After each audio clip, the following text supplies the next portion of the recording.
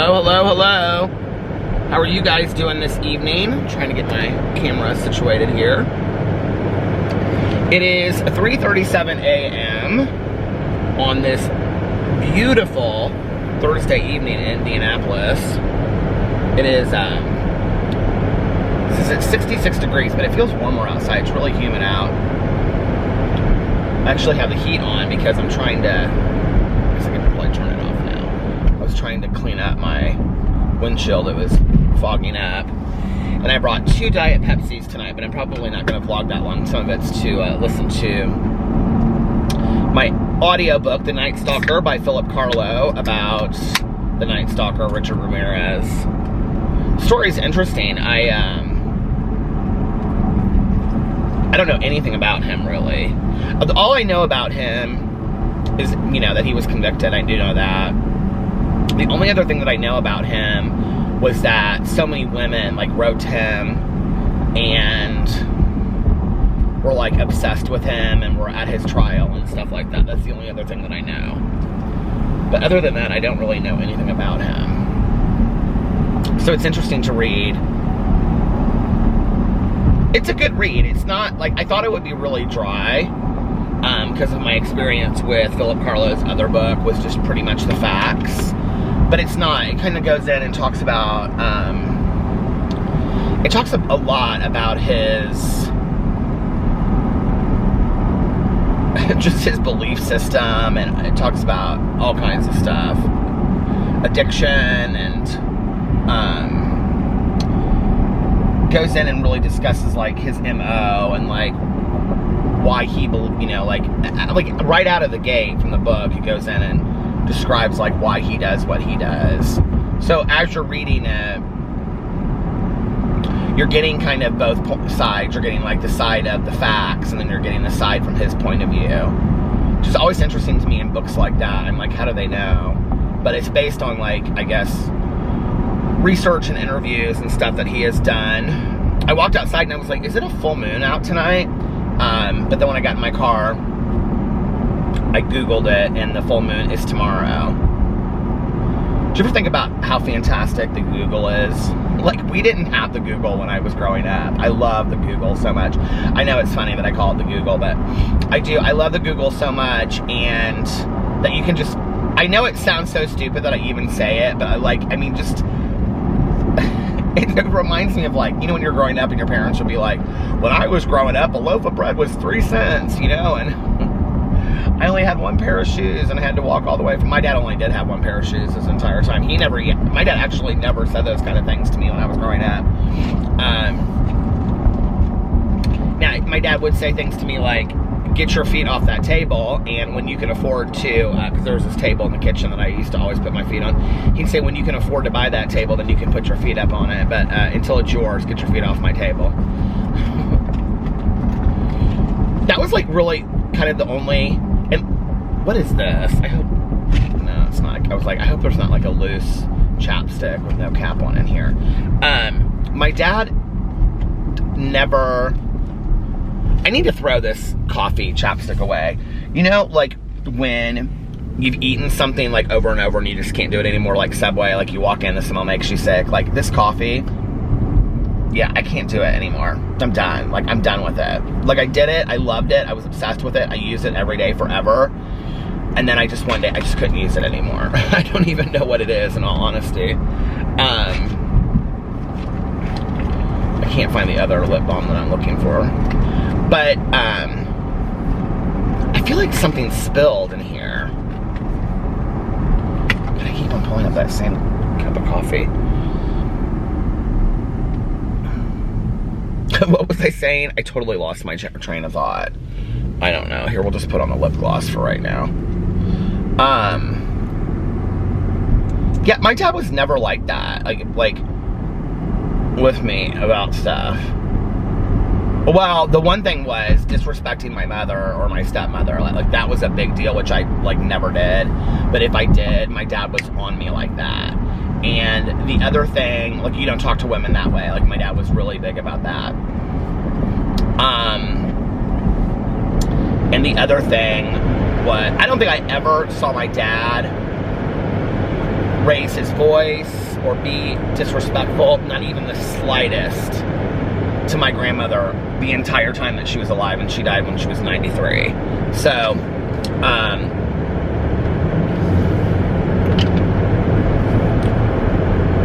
that was really big. The other thing was, like, sassing my dad, which I only did, like, one time. I said something to him. I honestly don't even remember what it was. It was the only time it ever happened in my entire, like, growing up. Both of my parents were really big on respect when I was growing up, kind of demanding it. There were a couple incidences with my mom, but with my dad, never. And with my mom, she'd call my dad, and my dad would deal with it. And he'd be like, you know.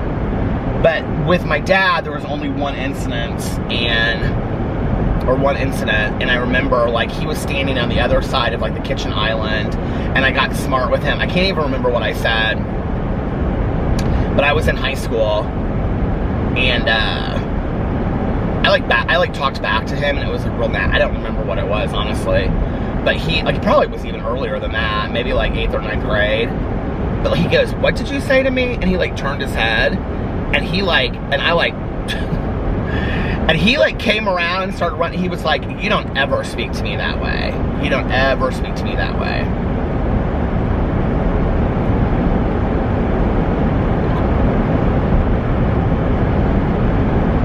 Like, I don't remember being spanked and stuff like that. I never, like, was spanked. We didn't even have, like, a timeout chair. Now, like, when I was younger, I don't know how I even got on this topic tonight. When I was younger, I do, though, remember this is long before timeout chairs were, like, popular, you know? I remember that one of my neighbors that I was friends with in the neighborhood, his sister would get the timeout chair a lot. I don't know how I remember that, but that would have been, like, I would have been, like, 6 or 7 at the time. So you're talking 78, 79. At the time, she had, like, I don't know if they called it that, but I remember, like, their mom would be like, "You need to go sit in the chair," and she would go sit in the chair, and then she'd, like, as soon as she, like, their mom turned her back, she'd be, like, trying to get out of the chair, and she'd turn around and she'd say, "You need to get back in the chair." And we'd be sitting there eating lunch. But,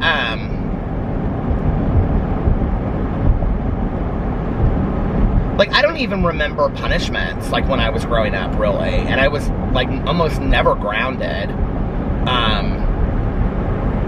My parents didn't really believe in groundings when I was in high school. But other than drinking and, you know, stuff like that, like, I don't remember getting in trouble in high school, though. Like, I was pretty respectful, and I mean, as far as they knew, I was, you know what I mean? Like, they didn't know what I was doing. But, like, I never, like, had a real serious curfew or anything like that. My cousin didn't either. We've talked a lot about that. Neither one of us had, like, really serious curfews. And I mean, I had some friends of mine. I had this girl that she was, like, her curfew was, like, 10 p.m. And I remember, it's so funny because my friend that watches this vlog, she was really good friends with her, so she'll know who I'm talking about. But she, like, we would go pick her up on, like, a Friday night, and it would be, like, 6:30 or something, or 7, right? And we were ready to, like, drive downtown, go out to dinner. None of us had early curfews. And she had to be home at, like, 10, which we thought was so ridiculous. And,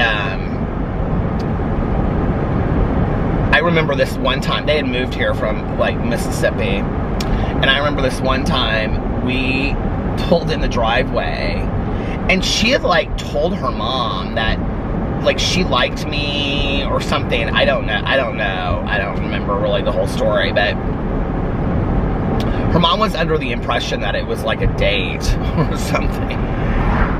And I remember I have this one friend of mine in the back seat. She was hilarious. And we were sitting there in the driveway, and, like, I'm just sitting there, and I can see her sitting in the doorway, right?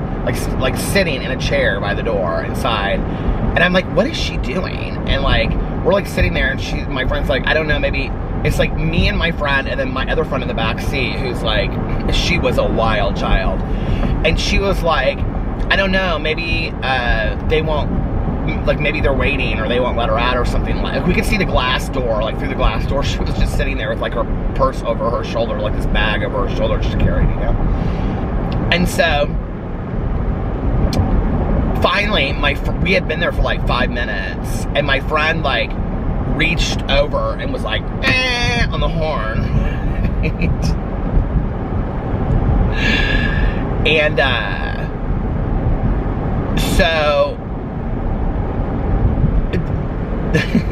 this girl's mom came outside and was like, you need to come in. Like, she was like, and my friends were like, go get her. And I was like, no, I just want to leave. And they're like, go and get her. And I was like, oh my God, I don't even want to deal with this. I just want to go. I'm just ready to go.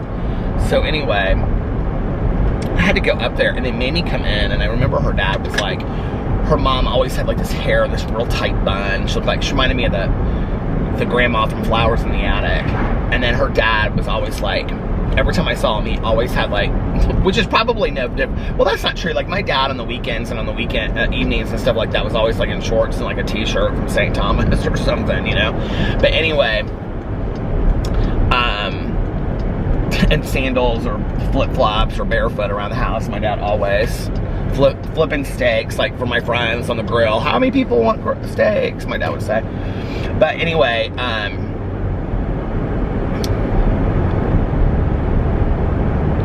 and then I can remember one time too, my dad, like, he and some people went to this party, and they had rented a limo because they had, like, it was the Zubilation actually in Indianapolis, and they had been, I don't know how I remember that, but I do, and they had been drinking, and my dad was like, pulled through White Castle and called, and I had friends over, we were watching movies in the basement. It was like 2 of my friends, and he was like, my one friend, she's still to this day, she was like, do you remember that one time with your dad and whatever? And she was like, he called and he was like, what are you guys doing? Are you still up? And I was like, yeah. Because I would have friends that would come over and we would like watch movies and sleep in the basement and stuff. So my dad had this, like, he has this really nice finished basement with a fireplace and everything. And so we were down there watching scary movies, and he came home, or he called and he goes, we're going through White Castle. How many White Castles do you guys want? Do you guys know what White Castles are? They're like sliders, right? So we're like, I'm like, Dad, I don't want any sliders, because of course I was like completely embarrassed, right? I actually forgot to tell this story the other night. I started telling this story on some video, I don't remember, review video or over here or whatever, I didn't finish it. But my dad like loves White Castles. Tanya does too. Like, White Castles are kind of known as that food that you go get at like 2 o'clock in the morning after you've been out drinking, you know? It's like supposed drunk food. I loved White Castles until I was a vegetarian, and now I have to say I love the Impossible. They have an Impossible slider. That's Impossible meat. And but like Tanya and her husband, like at 2 o'clock in the afternoon, will go and like get White Castle. They are good. I think they're good. Well, I mean, before I was a vegetarian, I thought they were good. But anyway, my mom used to tell this story that when she and my dad were dating, because my mom was living with my aunt at the time, because they were both teachers and in Indianapolis, and so my mom and my dad would go out, because White Castle's been around that long, and they would say, okay, Kathy, we're leaving, we'll be back, you know, in just a little bit, we're gonna you know, go do this, and then we're gonna get some White Castles. How many White Castles do you want? And my aunt would say, oh, those are disgusting, I don't want any, I won't be eating any of those. And then my mom they would come back, you know, and there would be like 3 from my mom, 3 from my dad, and then like some fries, or they have the best onion chips in the entire world. And my aunt would be like, well, I guess I'll just have one. My mom said she used to do that with popcorn too. Like, she would make popcorn and my aunt would be like, oh, that popcorn stinks, and then she would want to eat all of it. But anyway, my dad's always loved White Castles. So he pulls through and he's like, how many White Castles do you want? And I'm like, none, Dad. He was like, how many? I think he thought I had more friends than I did. He was like, well, we're gonna bring some White Castles back for you guys. And so they came back to the house with this couple that they had gone to that they had gone to this thing with. It's real, like when they were there and I was meeting them, they were really stuck up, this couple. But then when like they came back, they were like really fun because of course they had been drinking at this event, right? And my dad was like going to take them out on this like midnight cruise on the lake, this other couple. And so, because they wanted to go out, I don't know, they were talking about going out on the lake or something. So we're all sitting there, and my dad comes in, he's like, Pete, come upstairs, we got White Castle. So we go up there. My friends to this day, they're like, my dad literally bought like 30 White Castles and like 10 onion chips and like 10 fries and like chocolate shakes for all of us. And he was like, I know you guys are probably hungry from watching all these scary movies. I was like, Dad, thanks, but like we don't really want that. And I remember my one girlfriend was like, I want some of it. So then we sat there in the kitchen and we ate and we talked to them and they were telling us all about the night and stuff like that. My one friend still, she's like, whenever I see her, she's always like, do you remember that night your dad brought home all those White Castles? I'm like, yes, I do. The house stank like onions for the next 2 weeks. But, why was I thinking about that tonight? What was I talking about? I don't even remember. What got me talking about? I was talking about my dad, like, reprimanding me. But no, like, he just didn't. Like, you know, my parents were really big on sitting down and having conversations. And, like, and that's not to say that I was I never had some kind of punishment, because I did. But they were bigger on, like, well, we're going to sit down and talk about that. Oh, well, I mean, and of course I went to counselors the entire time that I was growing up. So, because they were convinced that their divorce had ruined my life. So I was supposed to be going to these counselors to talk about my divorce, or their divorce, but, or whatever other issues. Because my mom was really big into counseling, so,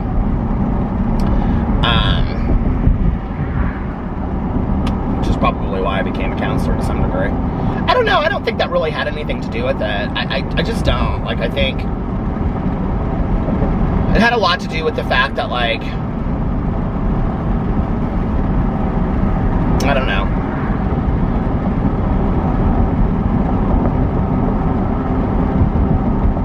But they would always, like, you know, be like, you need to bring this up with your counselor. I'm like, okay. You know, some of the people that I went to, I remember the last woman that I went to in high school. She was actually when I said I'm not going anymore. And I got into it with my dad. And what's interesting about that is, that session, she looked at me and she said, as I was walking out the door, I put this in my book, actually. She said, the next time that you come in, I think we should probably address your sexuality. I thought a lot about this, you know, through the years. I've wondered what would have happened if I actually had sat down and addressed I mean, she and I didn't talk about anything serious, never. I can remember sitting there for like an hour and just talking about the stupidest stuff. She's nice though, she was nice enough, you know. I think the thing that's different, and I know this is hard to believe, but like when I was with my friends in high school, I was very talkative. But outside of that, like in the hallways at school, on this, like if I was, you know, going to a gas station or a store, or other than if I was around my family. But even when I was around my family, like other than just like my aunt, my uncle, and my cousin, like if my aunt had a lot of friends over at her house, which was often, I was like sitting at the kitchen counter. My aunt had this huge kitchen counter that on one side was like stainless steel, and on the other side was what do you call it? Like these slate kind of material. And I would sit there when she had like parties and dinners and stuff like that, and I would just be really, really silent. And like I was really shy, and I mean still am to this day. I have to work at, you know, getting out of myself, but my social anxiety was so bad. Like in school, I wasn't real talkative at all to anybody. And oh, I didn't finish my story about my girlfriend that we were going to pick up. I'll just finish that story. But I was just like so completely quiet, like all the time, like all the time. And so other than when I was around my friends, I was really shy and kind of afraid of my own shadow and things like that.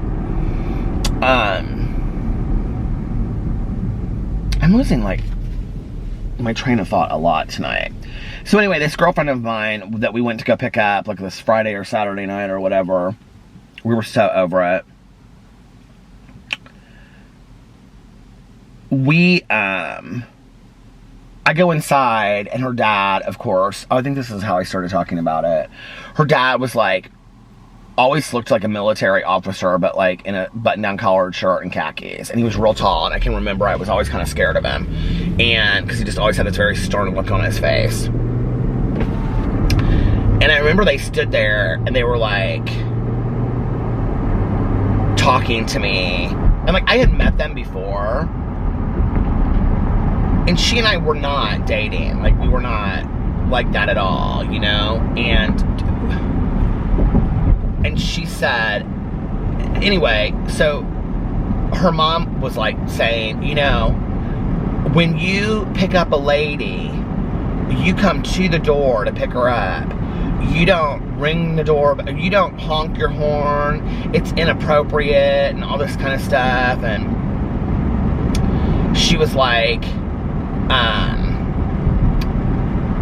on and on and on, and she said, and I don't know how they do things in the North, but in the South, you pick up a lady at the door and all this kind of stuff. And I was just like, like, can she go now? You know? And I just kind of stood there, and I was like, I didn't really know what to say. And her mom was like, do you understand? And I was like, yeah. And she was like, so next time that you pick her up, you'll pick her up at the door, because that's what you do when you pick up a lady. And, you know, if you're, when boys are interested in girl, it's just giving me this lecture about dating and all this kind of crap, right? I'm like, dude, there are 2 other people in the car, like, waiting. Like, this isn't, I'm not on any date with her. So, anyway, so we get in the car, and I mean to tell you, I let that girl have it. I was like, listen. I was like, you know, I go, why did you tell your parents we're dating? And she's like, well, I don't think they would have let me go if they thought it was just us hanging out with a friend. I'm like, wait a second. I think my friend that watches this vlog, I think she was there that night. And I was like, let me get this straight for a second, right? Like, your parents will be more okay with you going on a date with a boy that they don't really know, as strict as your parents are, versus just hanging out with some friends at a restaurant. She's like, well, I'm like, no. And I go, and let me tell you something else. I said, I will never be picking you up again. So if we go out, you can meet us where we're at. I said, because I'm not picking you up anymore. I'm not doing it. I said, it's total BS, blah, blah, blah, blah, blah, whatever. And I said, my friend in the back seat says, yeah, and you can throw up some gas money too. I wasn't asking for any gas money, but she said, I'm literally just doing loops in the same, I'm just going the same circle over and over and over again tonight. And I have this truck behind me that's followed me like half the way, which is interesting. It keeps on turning when I do. I'm like, it can't possibly be going the same place I'm going, because I'm just going in a circle. So, but it's been following me for like half the way back there. It's like packing truck. So, I get home that night, okay, and I can remember my mom, like, she had probably had a couple drinks, but I don't think she was, like, loaded by any chance. But I said to her, I came in,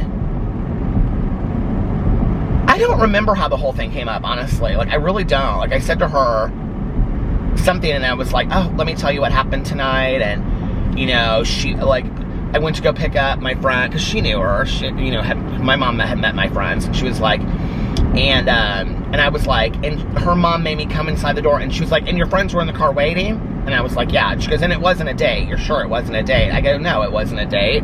I was with my friend. We were going out to dinner downtown somewhere. And she was like, my mother got on the phone. So she goes, what is her number? And I go, no, mother, it doesn't matter. She's like, tell me I want to know what her number is right now. I feel like one of my friends was like standing there with me. Like, I feel like one of my friends came back with me. I don't know why I feel that way, but, so she was like, let me call her mother. And I was like, Mom, it's just like really not that big of a deal. She's like, give me her number.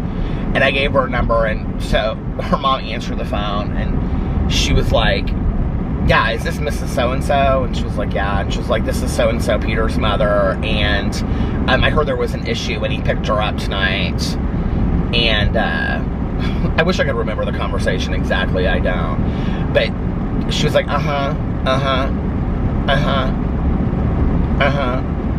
well, let me tell you something. I was like, oh, here we go. She was like, I don't really need lessons on how to raise my son to be a good man, because he is. And she said, and first of all, that was on a date that they were on tonight. They were out as friends, and there was no, she goes, and I don't know how they do things, because I told my mom about what they said in the South.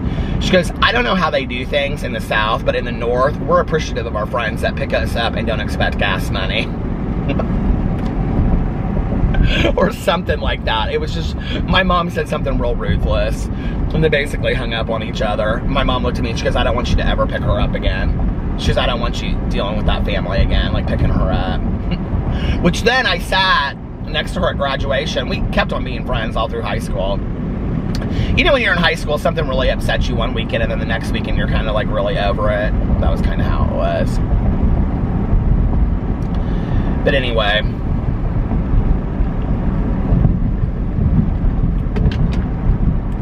I, of course, had weirdo dreams again tonight when I slept. I laid down at 11:30 while Alex was playing Township. I said, you are seriously obsessed with that game. It was, we had such a nice little evening. We were like, well, we sat there and I watched Family Feud. We've been watching Family Feud every night. I said, you love this show, don't you? And he was like, I love it. I'm obsessed with it. I said, shut up, Alex. He goes, what? He goes, I just watch it because you have it on. I go, you love this show. Because he now shouts out the answers, you know? And like tonight it was like, one of them was, one of the questions was, something besides a person that you've kissed. And Alex goes, a mirror. Of course he would, right?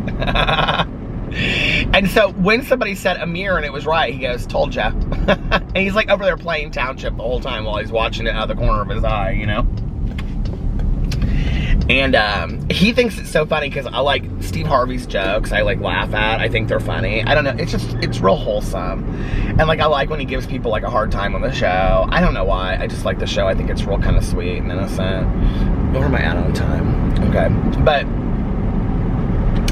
so anyway, then we went upstairs and we're like laying in bed and we were like hanging out and talking to the dogs. And Boo Radley, he always kind of like digs in like a little hole for himself. But tonight he was like doing it like furiously, like, and I said to Alex, I go, look at Boo Radley. Because if you say his name, like he hears you, then he like looks up and he stops. I said, look at Boo Radley. He's like, he was doing it with his head and stuff. Like, I don't know what he was pushing into this little area because it was just flat, you know? Like, you know, dogs do that. You've all probably seen your dog do that. This time he was like getting his head into it too, and he was like, it was so cute. And Alex goes, I know he's been doing it all night long. I don't know what it is. And then all of a sudden he like went into this hole that he had dug for himself and he's rolling around on his back. And I think it just felt good because his, you know, fur has been so long for so long that now he's like really, like they're puppy short. Like they're really, like their haircuts are short. They look adorable. She did such a nice job on it, but she kind of like missed some parts on Boo. Like there's one part here that's like a little bit longer, and then there's behind his ear, it's a little bit longer, it's kind of like sticks up. And I know what it is because he moves a lot. And so like, even me, like if I try to give him a kiss or something, he like moves his head a lot. Tucker doesn't do that. But they both look fantastic. She did an unbelievable job on them. They look really good. But then did I say, oh, I think I said this already, that I was on the Google looking to see if it was a full moon, but the full moon's tomorrow night, not tonight. Anyway, that's how I am all over the place talking about all of that. Oh, man.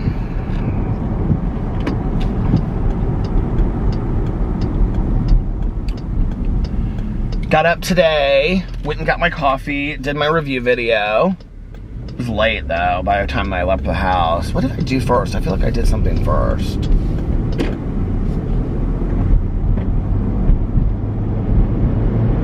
Why is my windshield fogging up? I don't understand.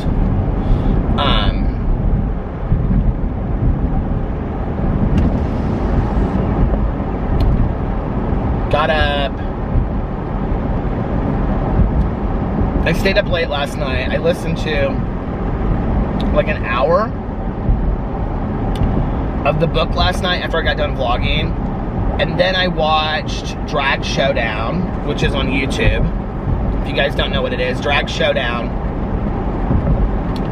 is like a underground drag race. And is it gonna stop? It's gonna stop any second now. Oh, it's out of focus. Okay, I'm back. I don't know how long it was out of focus, but people probably don't care because they're just like, we listen to you anyway, Peter. We don't, you know.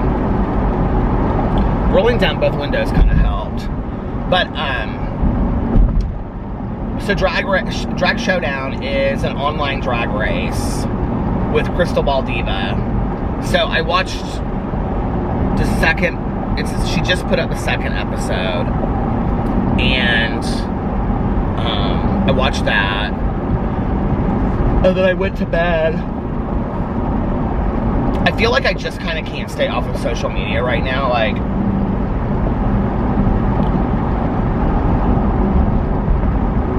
there's so many things. Well, this happened this morning. I was reading on Facebook, and it wasn't like 1 or 2 people. It was like 5 or 10 people. And they put up things that were basically like,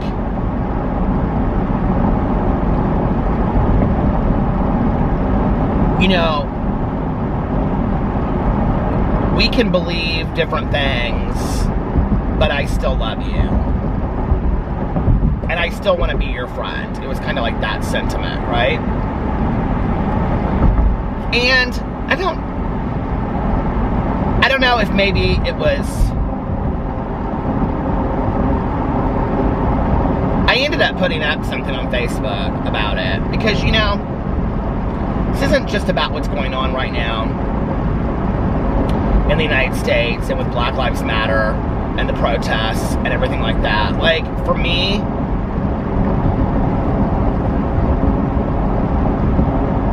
that's kind of like,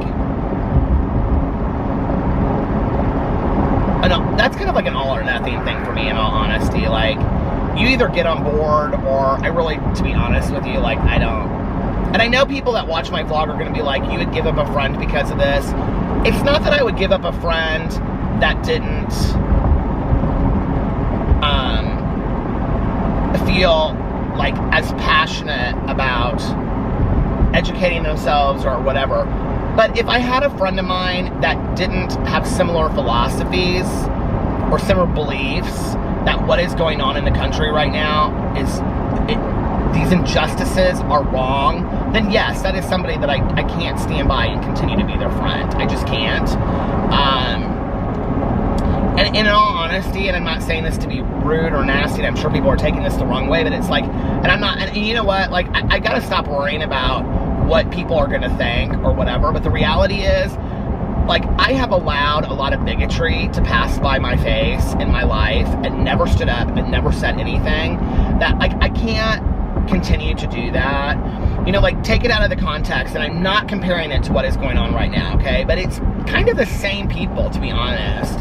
You know, I've had friends of mine that will sit at a dinner table, like I've talked about this before, and make jokes about people that are Latino in our country, or make jokes about, you know, gay people, and did you hear this one, and, you know, whatever, there was this guy that and he was like, you know, and they do all these jokes, and I just sit there and I kind of laugh along, or I don't say anything about it. I've done that for years and years and years. Now, the joke thing, I started, like, a couple years ago. It's like, I no longer am I going to laugh at these jokes. Like, they're not funny for me. I mean, and I never laughed because I thought they were funny. I laughed because I was uncomfortable in that situation. And I didn't want to stand up and say something. And I can remember the first time that I did. The first time that I said something,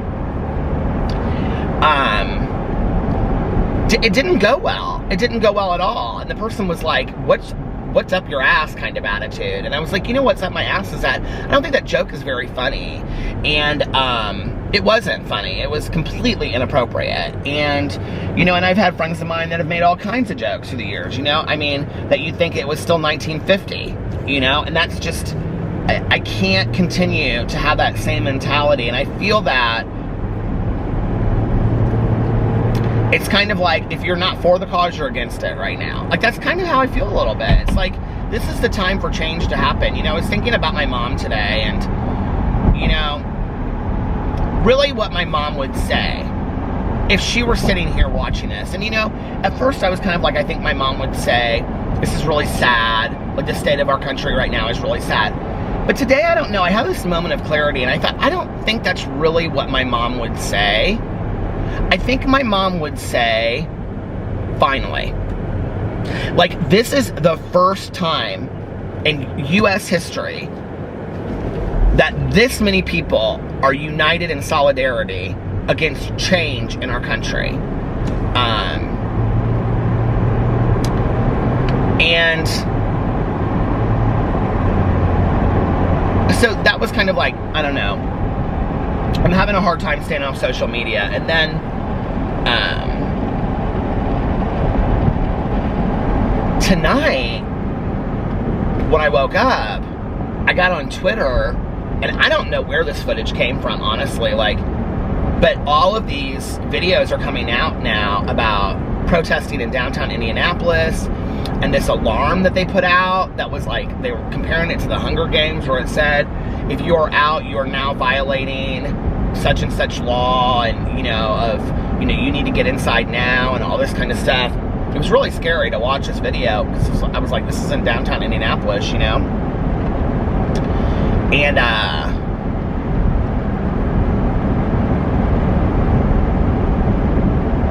this was like, I watch all these video clips, and Alex is like really, really watching them, and like we'll send them to each other, and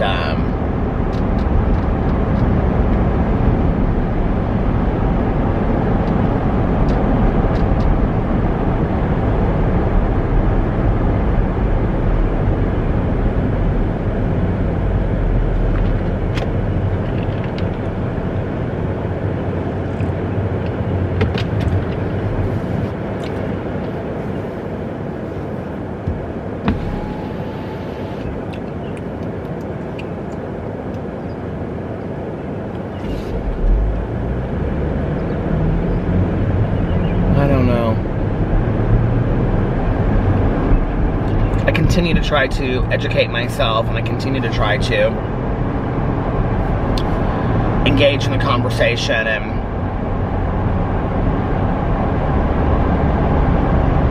post things. Today, Friday, would have been Breonna Taylor's birthday from Louisville, Kentucky. I think she would have been 29 years old. And this is where when people say, like I saw somebody. I feel like I have really, to be honest with you, I feel like I've become that petty person that, like, on Facebook that's just, like, done with people. But, like, I did today. Like, I'm just kind of like, if somebody says something that I feel like is really just out of line, I'm just done. I'm just like, unfollow, like, I just do. Like, I don't need, and I don't even know who this person was, and they were, like, put on Facebook, like, they said,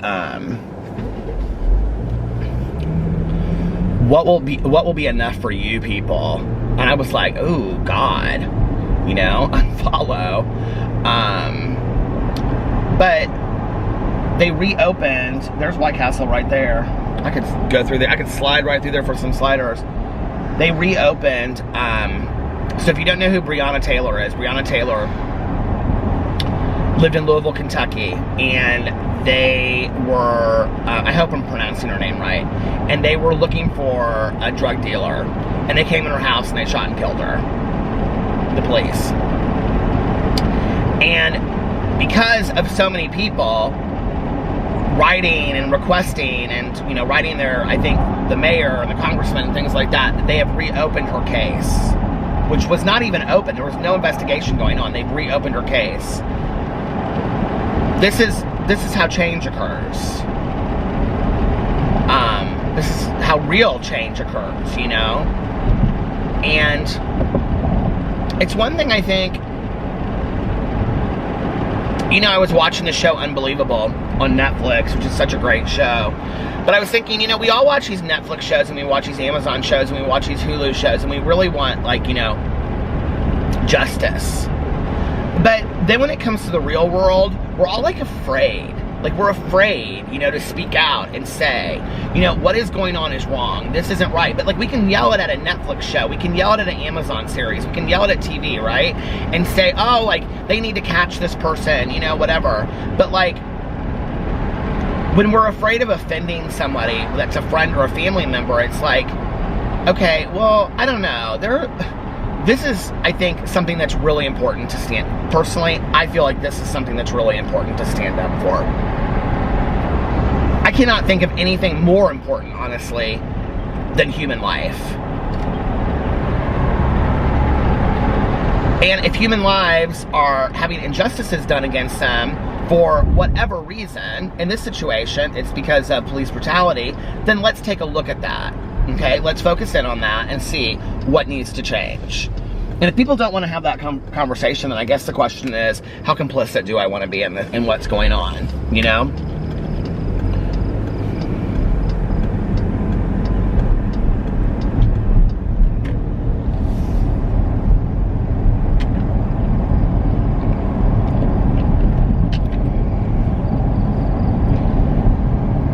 And that doesn't mean that you have to go out and march in the streets or, you know, put yourself in situations that scare you. That doesn't mean that, right? That means that you simply could say to a friend, I'm sorry, I don't agree with your stance. I think it's insensitive, and I think that it's serious because people's lives, we're losing lives. It could be as simple as, you know, texting these hotlines that are asking for support. It could be as simple as posting a link. It could be as simple as donating $5. It could be as simple as posting something and educating somebody else on your social media and bringing awareness to it, you know? Whatever that is for you. But do something. Do something.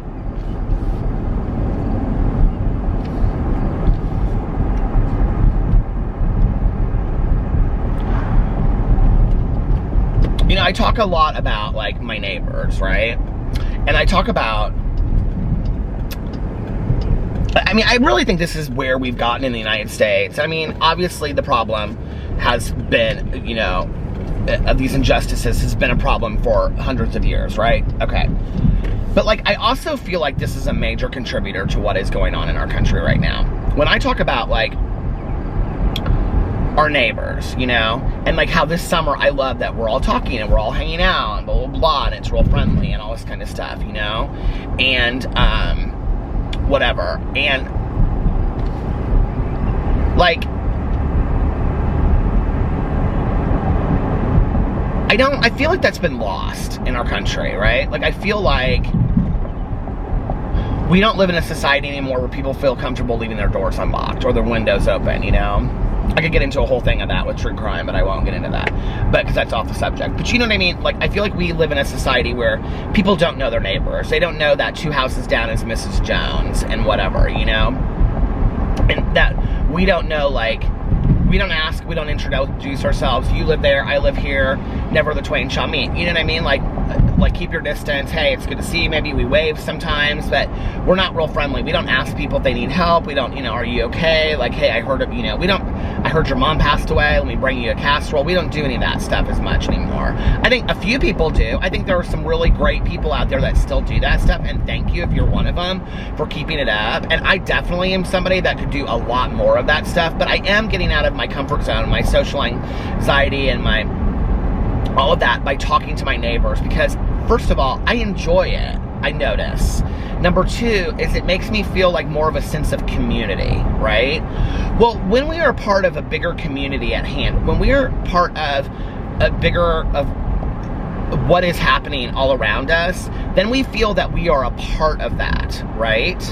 But when we live in, I don't know my neighbors, I'm over here doing my thing, they're over there doing their thing, I don't need to know them, whatever, then the reality is I have no accountability to that person and they have no accountability to me, okay? I don't care what happens to that person and they don't care what happens to me. That's really the truth. Like, let's just call it out for what it is, right?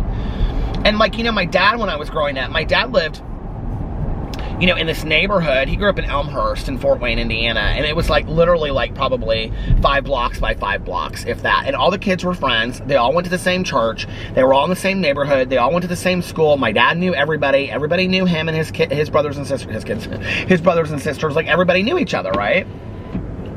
And my dad would say, like, it was not uncommon for Mrs. Smith, 2 houses down, to say to him and his brothers and sisters, like, you shouldn't be doing this, or why are you out this late, or whatever. Like, it was a community. Well, I feel that we've gotten away from the whole sense of community. Like, we don't do that anymore. Like, we don't take pride in our neighbors. We don't take pride in, like, local businesses, and we don't take pride in, and I'm part of that as well. Like, I definitely am, and this is something that I've really wanted to change and be more, like Alex wanting to be on the board of our HOA, which I know is, maybe doesn't seem like the same thing, but I think it is, and that getting to know our neighbors and standing out there and talking to them and feeling like a part of it. Well, okay, so the problem is that if something's happening to my neighbor, and then you take this on a larger context, right, of like up the street to the whole city, to the whole county.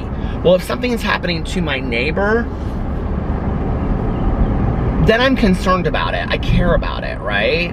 Whereas I think the way that we've been living for so long is, if it ain't in my backyard, I'm not worried about it, right? Like,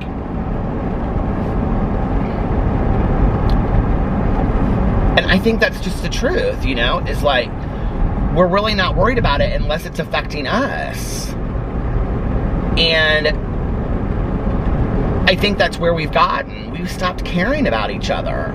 We've stopped caring about, our neighbors and our fellow members in the community. And the reality is, we shouldn't be where we are in the year 2020. I mean, I think it's really sad, like,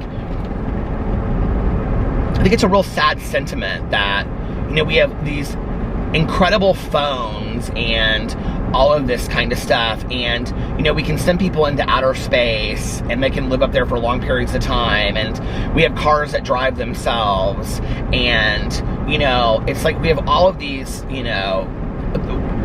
phone or watches that are phones and televisions and on and on and on, yet for some reason people still feel differences because of the pigment of their skin. Like, we still can't, like, we're still stuck in that. And I think to some degree there will probably be, because I think it's generational and I think it's a taught system. I love that video by that, I can't think of her name, Dr. Jane somebody, where she talks about the human race. There is but one race, the human race. And she was like, it's taught. You're not born with it, you're taught, right? And it's about, we have to unteach ourselves. Well, I think it's about unteaching ourselves, but I think it's about caring about each other too.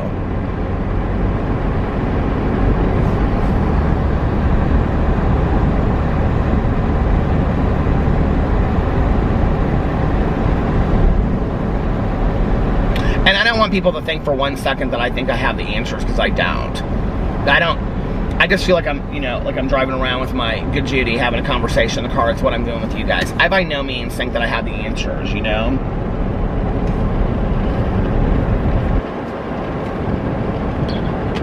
But I do know that when we don't know people, and people are strangers to us, then we don't have to care about them as much as if we know them.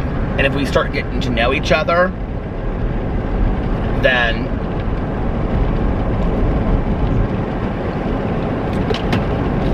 maybe we can't look away so easily when the wrong things happen to the right people, or wrong things happen to people that we care about.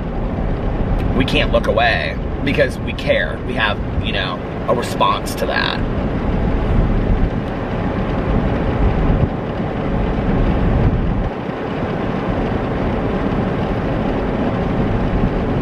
And, Alex and I were sitting in bed tonight, and we were watching, like, what was going on, and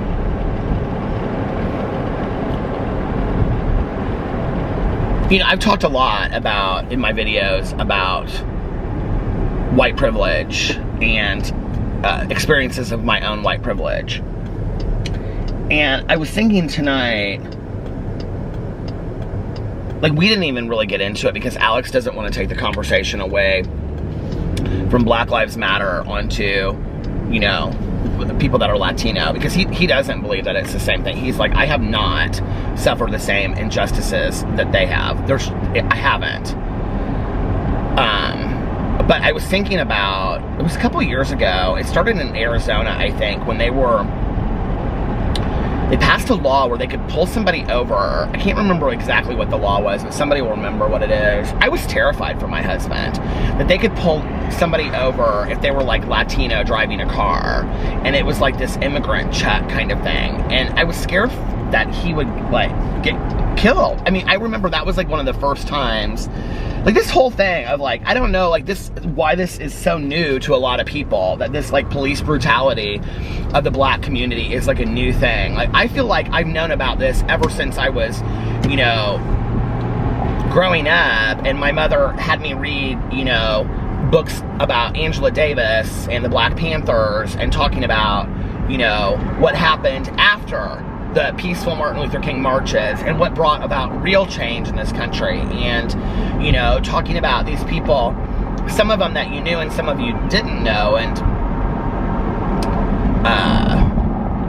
you know, books by people like Eldridge Cleaver and things like that. My mom had me read those books, you know, and so I feel like this is nothing new. I can, you know, remember when I was in graduate school, that was 98, you know, and we read a book called Fist, Knife, Gun, and it was talking about violence in our society, and basically it was focused on the school systems, but it was also talking about police brutality. That book had come out about 5 years before, so that would have been that it came out in, let's say, 93, 92. I mean, you know, we're talking 30, 25, 30 years later after that. There was police brutality way before that, you know? This is not an isolated incident about what's going on with George Floyd. That's where people have said enough is enough. I watched the video of his daughter's mother and his brother, and it was so heartbreaking to watch when she was sitting there with her daughter, her gorgeous daughter, and she said, just a beautiful little girl, and she said, you know, like,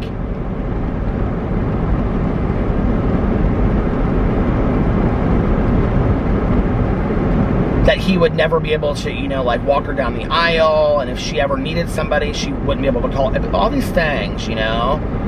And I was like, all of these people that have become names in history, outside of their name, of how they played a part in history, were literally like human beings like the rest of us that led pretty normal lives, right? Like,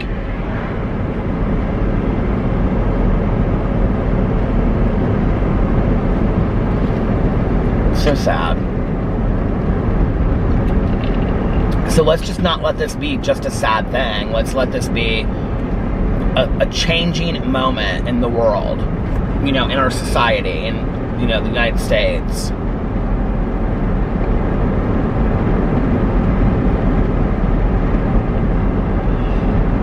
But Alex and I were like laying in bed, and he was showing me some videos and stuff, and I said to him, I said, this is not going to stop. Like, this is going to continue until things start to change. And,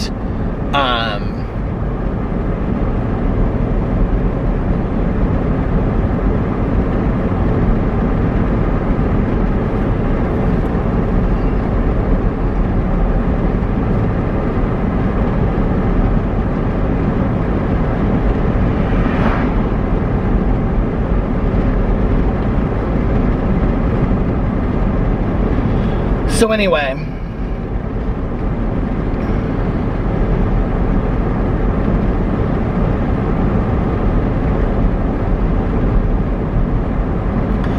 you know, if there are people on here that are watching this that are saying to themselves, Peter, you've talked a lot about this on here, or like, are you going to continue to talk about this on a daily basis? And I understand you probably, there are some of you out there that feel that way. Yes, I probably am. I probably am going to continue to talk about this as long as I feel like I need to. which might be for the longevity of this channel, and maybe not every day, but I do think it is important to continue to have a conversation. And no, I'm not going to make this channel solely about that, but I'm not going to shy away from it either. And I think these are conversations that we need to be had and that we need to be having. And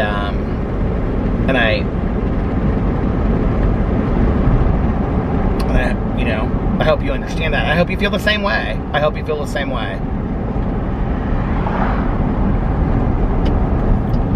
It's really muggy in here. My neighbor across the street moved into this nursing home. Well, he is in like an apartment, part of it. But his wife is in this nursing home. And I drive by it all the time. When I do, it looks like a big apartment kind of complex. Very nice. But one of my neighbors told me that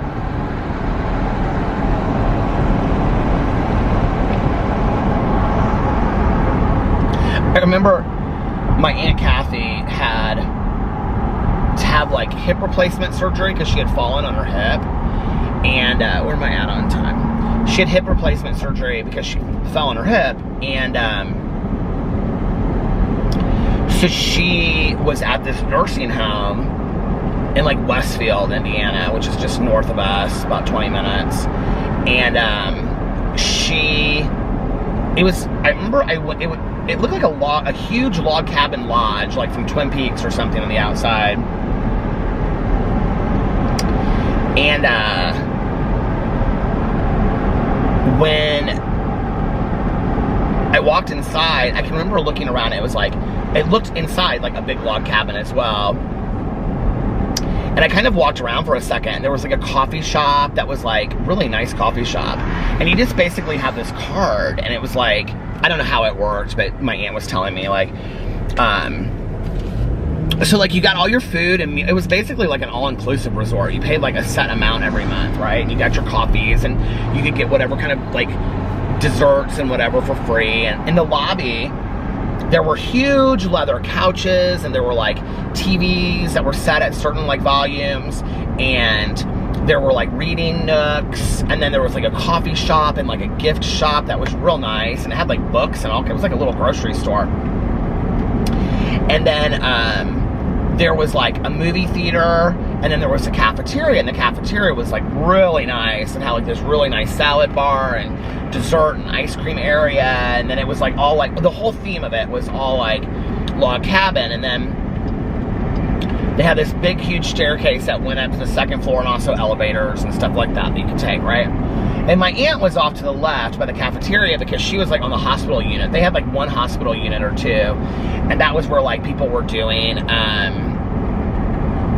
what do you call it, that were like that had surgeries, and they were, you know, why can't I think of what the word is called, physical therapy and things like that, right? So she was doing all of that bit, and she was like, she hated it. She was so mad. And she was so mad at Caroline. And she was like, I cannot believe that Caroline put me in this place, and blah, blah, blah, blah. And I was like, Aunt Kathy, you have to be here. Like, Alex and I both went out there to see her, and we were both there. And I was like, Aunt Kathy, I love this place. Like, I would live here. Oh, my Lord, I would never live here, she said. I cannot imagine living here in such a place. I will never. My Uncle Dave at one point kind of wanted to live in like this nursing home in Indianapolis. It's not a nursing home, but it's like an assisted living place. One side they have these beautiful apartments that people come in and like they pay contractors and stuff to work out. It's called Marquette Manor. And on the other side is like more of the hospital units, but like you can move from one to the other or whatever, right? And my uncle kind of wanted to be there. They have like a huge restaurant and bar. It's like very nice. My aunt would never be there. She's like, oh no, I want to be at home for the rest of my life. So she got her wish, and she was. But I can remember walking in there and being like, I could probably live here. I don't know, like, the older I get, the more I think about, like, what will it be like when I'm at that age, if I make it to that age? Like, will I really want to be in one of those places, you know?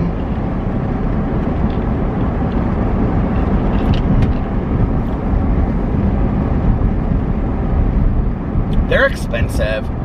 They're really expensive.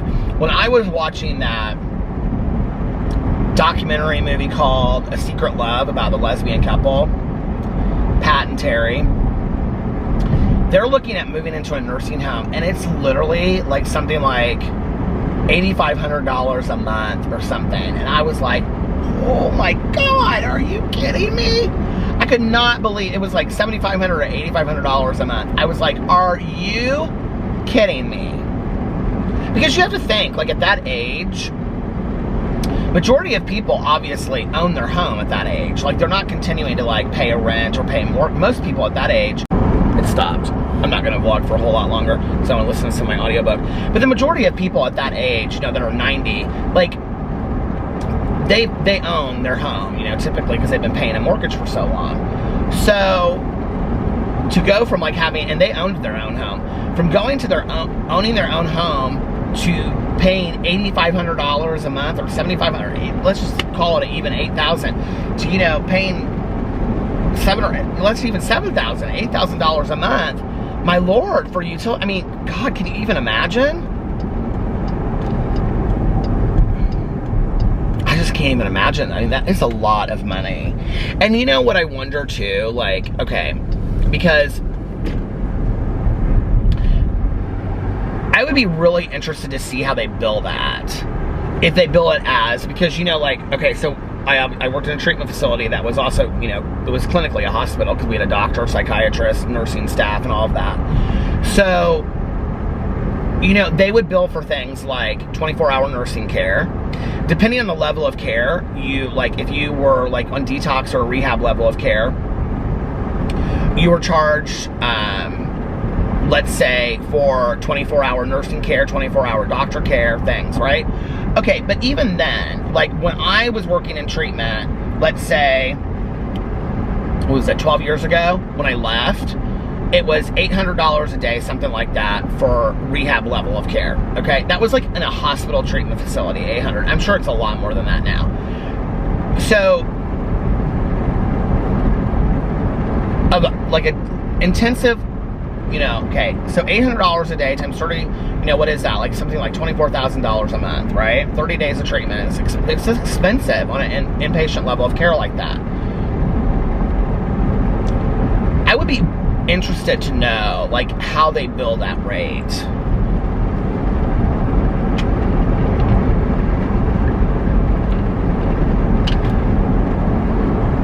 And then you know why people are saying, like, you know, in the show, she's like, they have like $1 million set aside, and the niece is like, Aunt Terry, you have $1 million. Why? You could go anywhere. You could go anywhere. And I'm thinking to myself, not really. No, she really couldn't. I mean, at $80,000+ a year, that means she could spend another cent. Okay, you're talking at 10 years, and what happens if she lives to be over her late 90s? Who's going to take her at that point? You know? When she really needs to be in a facility. Who's going to take her at that point?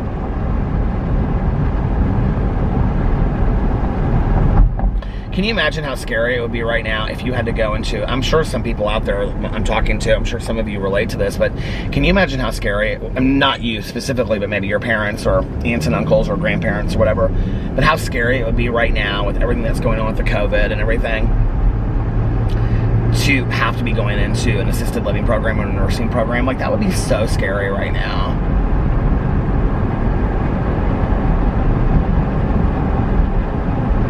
And, like, your family knowing, like, that's where you need to be, that's what's best. But Caroline's mother-in-law, she's in one, and she has, like, her own apartment and stuff, but she hasn't had any problems. Like, I don't think they've had any cases at that nursing home.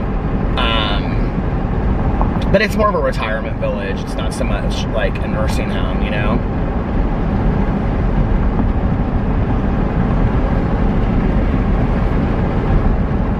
I was talking to my neighbors today. They are both,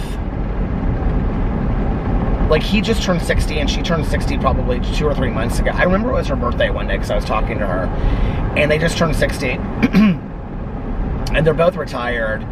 And you know, they have this new puppy, and their condo is adorable. The people that lived in it before them put like, I mean, it is unbelievable. It is the cutest condo. You have a full basement with bedrooms down there. It's like, anyway. And they're both of them retired, and they just like every day, like I love them so much. They're like sit on their patio and play games like cards or Scrabble, and they like drink beer, and like not, you know, during the morning, and they're like drinking coffee and stuff, but like in the afternoon, and the puppy's running all over the place. They're so friendly. And today, she bought a Volkswagen Bug, because she's always wanted one, like a convertible Volkswagen Bug. So a couple weeks ago, I think it was like the day after his 60th birthday or something. It had something to do with the 60th birthday they bought this car. So they like take it everywhere, and they like put the top down, and today they drove out to this Amish farm.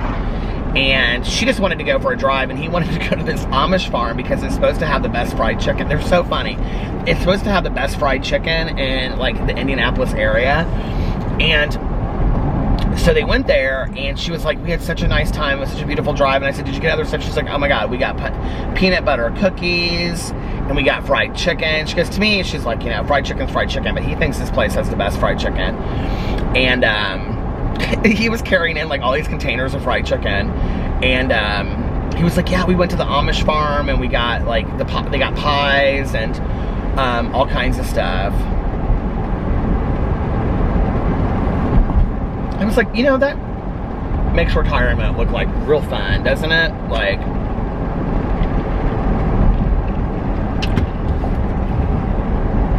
Las Vegas reopened. Today, the Cosmopolitan Hotel opened. Alex sent me the text message that they were open today. And restaurants are open, and the pools are open, and stuff like that. And I said to him, I said, listen, I don't know how I feel about all this yet. I said, but let's watch and see how things go in the next month, next 6 weeks. And depending on the cases and how things go, like maybe we could do Las Vegas for, you know, our anniversary. And maybe we could do Miami like in October or something. Susie's is out because until like this is really like she feels safe and comfortable with it, I just don't think she would want to have visitors right now, because she's literally seeing nobody but her daughters. And I don't want to go to Miami for our anniversary because it's always like really rainy. It was like hurricane season the last time that we were there. And Vegas and Miami are two trips that are really easy to book at the last minute. I looked at the Cosmopolitan thing. The cancellation policy is 24 hours. So literally, this would be a trip that we would plan like days ahead or a week ahead. Like, I'm not planning it. I don't feel comfortable doing that. You know, if something else would happen, I'm not gonna go on, I'm not comfortable with that.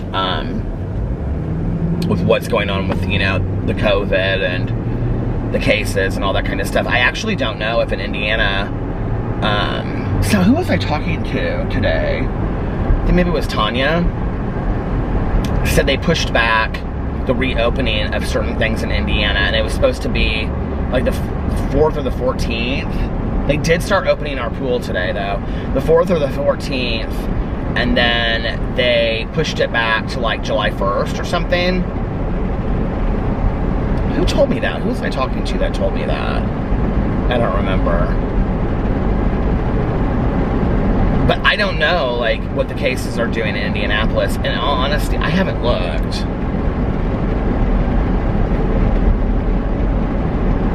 And I did ask Tanya, I said, do you know if the cases are, like, doubling or if anything's happening right now? She's like, I haven't seen anything.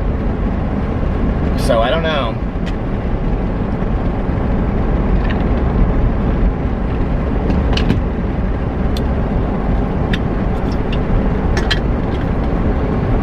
Indianapolis is going to be on a curfew this weekend. I may need to, I brought 2 Diet Pepsis with me tonight. I think I might need to buy some more tomorrow.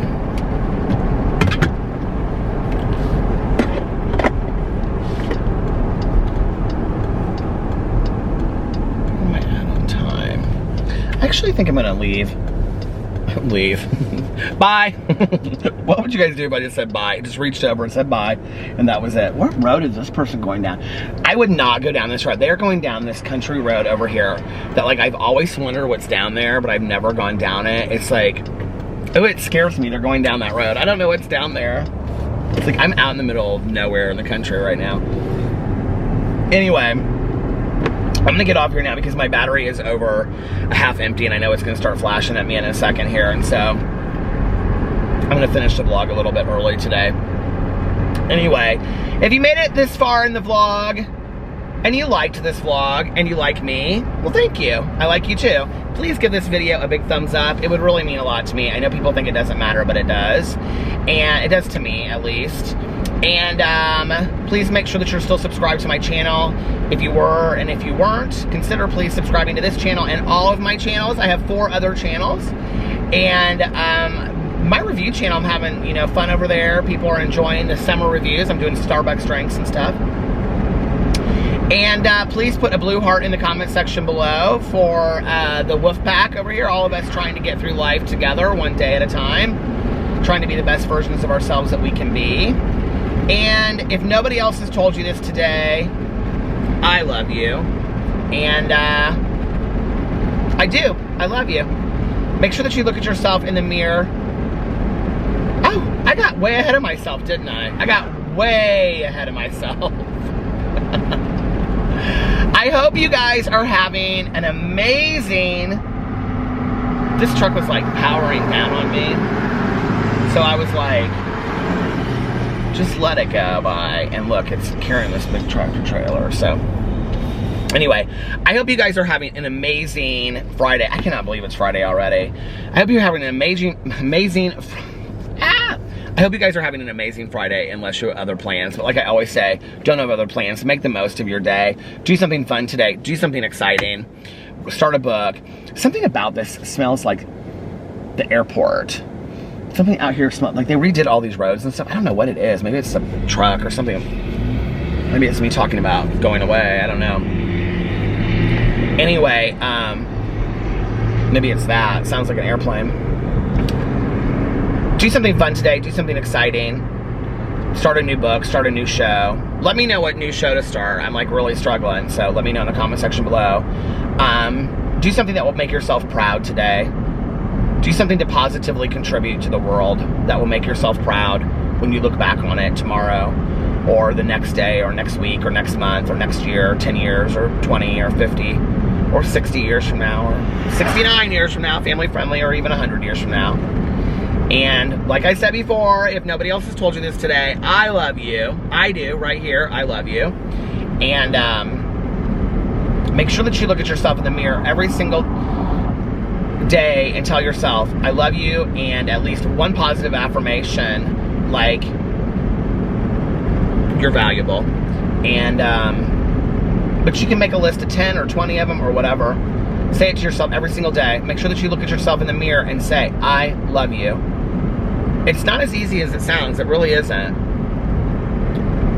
A lot of us still have a lot of work to do to love ourselves, and that's one way to get there, is to look in the mirror and say, I love you. Trust me, if you don't feel it inside, you'll get there, because it takes some work to do it. So please try it. If you've never tried it on my channel and you've watched it and you thought it's stupid that I say that, just try it. And every night before you go to bed, say, tomorrow is going to be an amazing day. I'm going to be happy, joyous, and free all day tomorrow. I'm going to laugh. I'm going to smile. I'm going to have a great day, an amazing day. I'm going to have really amazing, I'm going to have really great opportunities come my way, and I'm going to have positive experiences. And if my day gets off track, I can start my day over whenever I want. And when you get up tomorrow, say, today is going to be an amazing day. I'm going to be happy, joyous, and free all day today. And if I'm going to have positive experience, I'm going to have great opportunities and positive experiences, and I'm going to laugh, I'm going to smile, I'm going to dance, I'm going to cook something fun, I'm going to call my friends and say nice things to my family, and I'm going to be a spirit of positivity. And if my day gets off track, and if I start being negative, or if I start not seeing things positively, I'm going to start my day over whenever I want. Whenever I can't, I can go in the other room and I can say, I'm starting my day over right now. Most importantly, make sure that you reach out to somebody else and you let them know how very, very important they are to you.